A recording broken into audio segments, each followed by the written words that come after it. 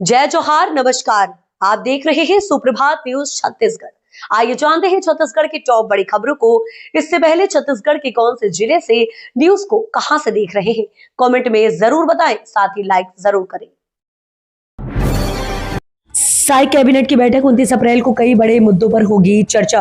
मुख्यमंत्री विष्णुदेव साई की अध्यक्षता में राज्य परिषद की बैठक बुधवार 29 अप्रैल को सवेरे 11:30 बजे नवा रायपुर अटल नगर स्थित मंत्रालय में होगी। दरअसल 30 अप्रैल को विधानसभा का विशेष सत्र बुलाया गया है। कैबिनेट में सत्र को लेकर भी अहम रणनीति बनेगी। आपको बता दें कि विधानसभा सचिवालय की ओर से जारी अधिसूचना के अनुसार राज्य की 6वीं विधानसभा का नवम सत्र 30 अप्रैल 2026 को होगा और इसमें सरकारी कामकाज के लिए एक ही बैठक आयोजित की जाएगी। छत्तीसगढ़ में लू का अलर्ट, अगले 48 घंटों में और बढ़ेगा तापमान, इन इलाकों में विशेष सतर्कता बरतने की सलाह। छत्तीसगढ़ में गर्मी लगातार अपने तेवर दिखा रही है और आने वाले दिनों में हालात और ज्यादा कठिन हो सकते हैं। मौसम विभाग ने राज्य के कई जिलों में लू को लेकर येलो अलर्ट जारी किया है। चेतावनी के अनुसार अगले 24 से 48 घंटों के दौरान तापमान में वृद्धि हो सकती है। इन इलाकों में लोगों को विशेष सतर्कता बरतने की सलाह दी गई। महातारी वंदन योजना में गड़बड़ी पर कलेक्टर का बड़ा एक्शन। जशपुर जिले में महातारी वंदन योजना के अंतर्गत केवाईसी प्रक्रिया में कुछ स्थानों से सीएससी ऑपरेटरों के द्वारा हितग्राहियों से मोटी रकम वसूली करने की लगातार शिकायतें आ रही हैं। उन्होंने CSC governance services India limited के राज्य प्रमुख सहित जिले के सभी संबंधित अधिकारियों को निर्देश जारी करते हुए सब दोषी ऑपरेटर्स के विरुद्ध तत्काल कार्रवाई करने के निर्देश दिए हैं। पेट्रोल डीजल को लेकर बड़ा अपडेट, छत्तीसगढ़ में नहीं है कोई संकट। दरअसल आपको बता दें, छत्तीसगढ़ में पेट्रोल डीजल की कमी को लेकर फैल रही अफवाहों के बीच खाद्य नागरिक आपूर्ति एवं उपभोक्ता संरक्षण विभाग ने स्थिति स्पष्ट करते हुए कहा कि राज्य में ईंधन की आपूर्ति पूरी तरह सामान्य और पर्याप्त स्टॉक है।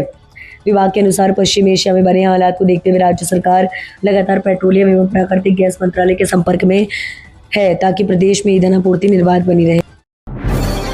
हज यात्रियों को फर्स्ट एड किट सौंपकर मुख्यमंत्री ने दी शुभकामनाएं। दरअसल आपको बता दें कि छत्तीसगढ़ राज्य हज कमेटी के कार्यक्रम में शनिवार को हज यात्रियों को फर्स्ट एड किट वितरित की गई। राजधानी रायपुर के मेडिकल स्थित अटल बिहारी वाजपेयी सभागार में आयोजित कार्यक्रम में मुख्यमंत्री विष्णुदेव साई ने यात्रियों को सुरक्षित, सुखद और सफल हज यात्रा के लिए शुभकामनाएं दी हैं।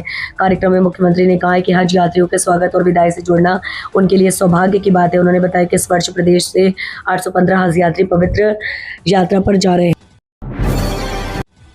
टैंकर से गंदे पानी की सप्लाई के बाद नगर निगम सख्त, ठेकेदार पर लगाया जुर्माना। शहर के नगर निगम जोन 9 क्षेत्र में टैंकर के जरिए गंदे पानी की सप्लाई का मामला सामने आने के बाद नगर निगम प्रशासन ने एक्शन लिया है। दरअसल संबंधित टैंकर पर जुर्माना लगाया गया है और सभी टैंकर संचालकों को कड़ी चेतावनी दी गई है। स्थिति को देखते हुए संबंधित टैंकर को तुरंत बदलकर साफ पानी की सप्लाई सुनिश्चित की गई है। चालान पेंडिंग तो पुलिस करेगी गाड़ी सीज, 1.5 लाख से ज्यादा का ई चालान बकाया। राजधानी रायपुर में ट्रैफिक नियम तोड़ने वालों के खिलाफ अब सख्त कार्रवाई शुरू की गई है। दरअसल आपको बता दें, अगर आपके वाहन का ई चालान लंबित है और आपके समय पर उसका भुगतान नहीं किया है तो यातायात पुलिस अब गाड़ी जब्त कर सकती है।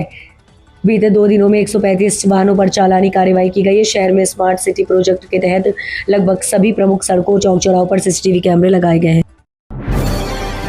देश भर के 5000 तहसीलों में एक साथ ज्ञापन की तैयारी। गौसम्मान आहार अभियान के तहत अब देशव्यापी स्तर पर बड़ी पहल की जा रही है। दरअसल अभियान के अंतर्गत 27 अप्रैल 2026 को देश भर के करीब 5000 तहसील कार्यालय में एक साथ ज्ञापन सौंपने की योजना बनाई गई है। इसको लेकर रायपुर में भी तैयारियां तेज हो गई हैं और स्थानीय स्तर पर लोगों को जोड़ने का अभियान चलाया जा रहा है। इसके लिए 25 अप्रैल 2026 को आयोजित बैठक सफलतापूर्वक संपन्न हुई है। रायपुर शहर कांग्रेस की नई कार्यकारिणी घोषित, कई नए चेहरों को मौका। दरअसल छत्तीसगढ़ प्रदेश कांग्रेस संगठन में बड़ा बदलाव करते हुए रायपुर शहर जिला कांग्रेस की नई कार्यकारिणी घोषित कर दी गई। पीसीसी चीफ दीपक बैज की अनुमति के बाद शहर कांग्रेस अध्यक्ष कुमार मेनन ने अपनी टीम का गठन किया है।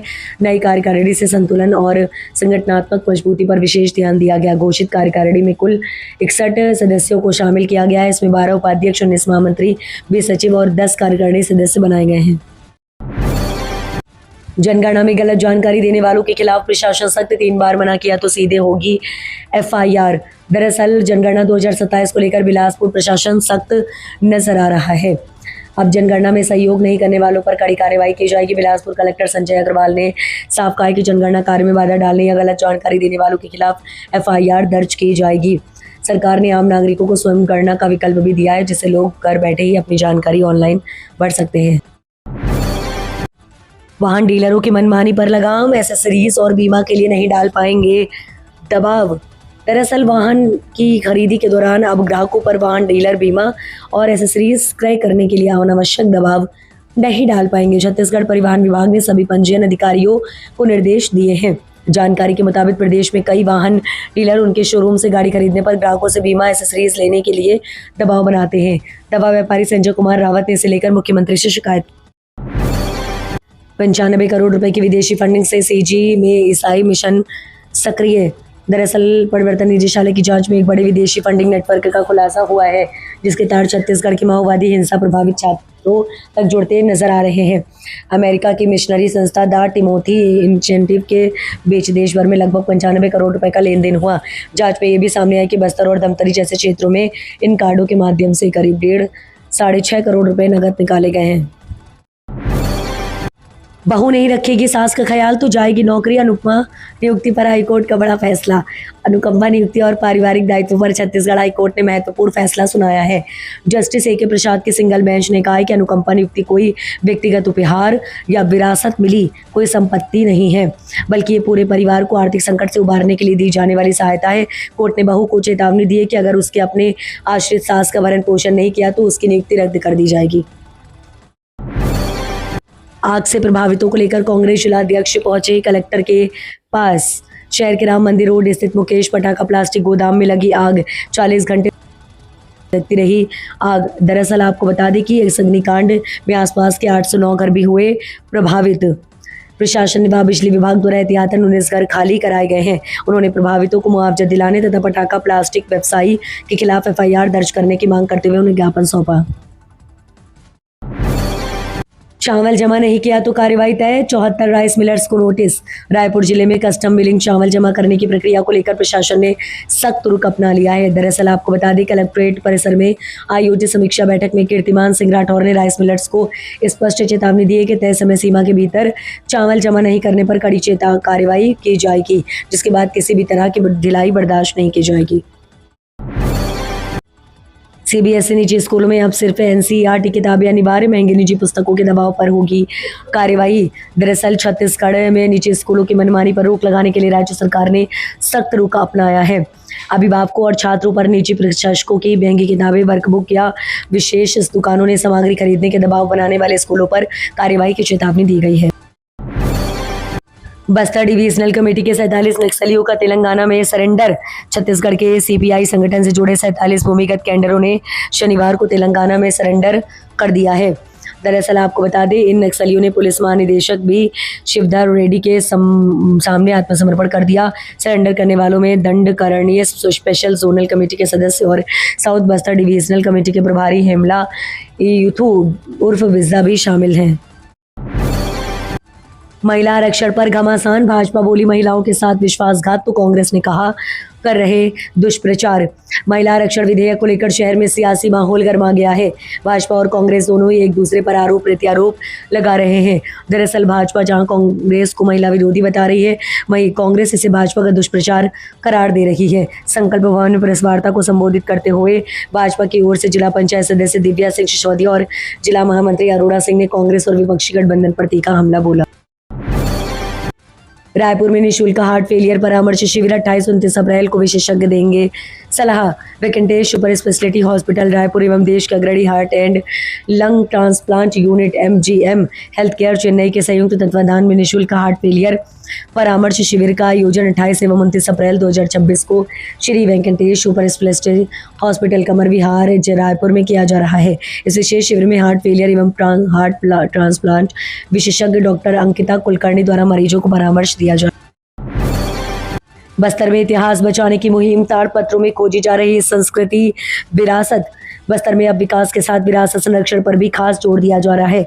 ज्ञान भारतम अभियान के तहत जिले में प्राचीन पांडुलिपियों और ताड़पत्रों को सहेजने का बड़ा अभियान चलाया जा रहा है। आधुनिक तकनीकी के जरिए ज्ञान भारतम मोबाइल ऐप से अब तक 100 से ज्यादा ताड़पत्रों की स्कैनिंग भी पूरी की जा चुकी है।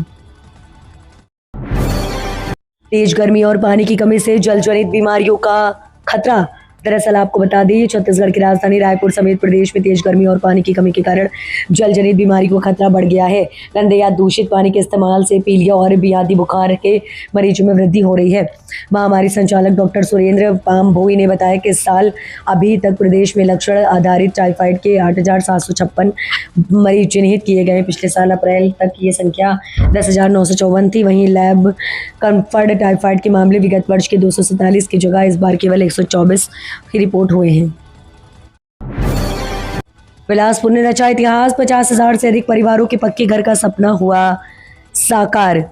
राष्ट्रीय पंचायती राज दिवस के अवसर पर बिलासपुर जिले ने ग्रामीण विकास के क्षेत्र में एक ऐतिहासिक उपलब्धि दर्ज करते हुए 50,044 परिवारों को पक्के आवास उपलब्ध कराए हैं। ये उपलब्धि प्रधानमंत्री आवास योजना, पीएम जनधन योजना एवं मुख्यमंत्री आवास योजना के प्रभावी क्रियान्वयन के परिणाम है। दरअसल आपको बता दें, जिसके माध्यम से जिले के हजारों जरूरतमंद परिवारों को सुरक्षित व सम्मानजनक जीवन की नई शुरुआत मिली है। जिला प्रशासन द्वारा योजनाओं के क्रियान्वयन में पारदर्शिता और समयबद्धता को सर्वोच्च प्राथमिकता दी गई। कुल 781.13 करोड़ रुपए की राशि सीधे हितग्राहियों के बैंक खाते में डीबीटी के माध्यम से हस्तांतरित की गई है, जिससे बिचौलियों की भूमिका समाप्त हुई और कार्यों में तेजी आई।